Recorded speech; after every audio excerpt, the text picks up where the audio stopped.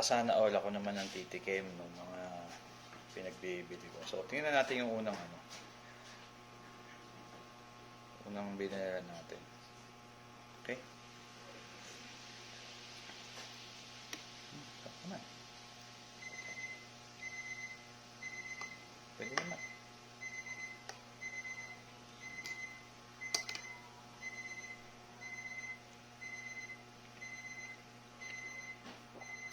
So, actually gutom ako eh. Walang naman ng tiyan ko. Kaya siguro, pag-sip ko talaga masarap.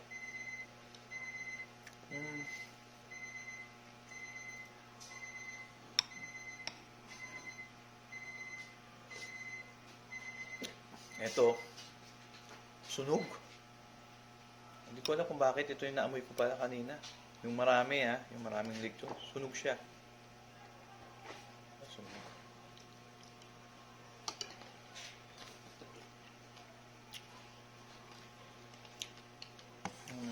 Yung crunchiness okay naman to.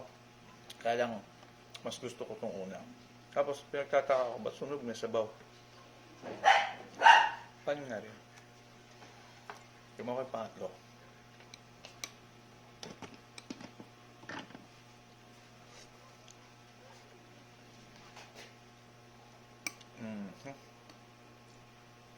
Mas masarap ito sa lahat yung pangatlo. Mas mukhang lutong bahay. Pero iba pa rin syempre yung luto ng ating mga nanay, di ba? Pero mas para bang mas may pagmamahal, mas may puso, mas may simpatya sa kakain or sa customer.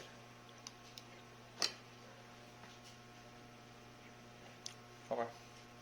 So, okay lang. Mas masarap.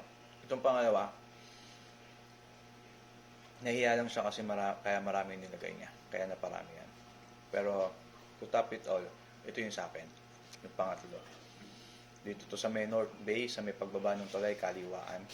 Pag kaliwa mo, tapat ng car wash.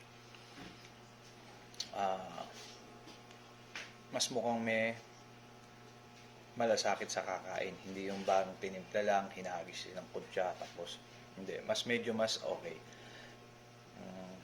Ayun, yun naman yung comment ko sa tatlong to. And kung aking sasagutin na kung may laban ba yung parisan natin, I'm glad and I'm happy to announce that yes, of course, yes, why not?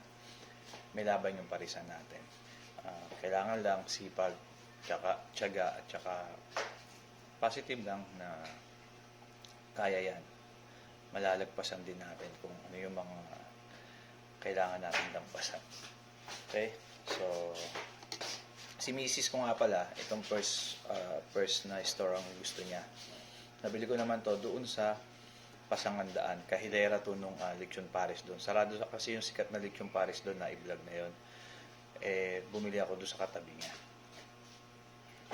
Ayun. So, again, mga kasana all, salamat sa panonood nyo ng video till the end, tinapos nyo. And thank you so much. God bless you.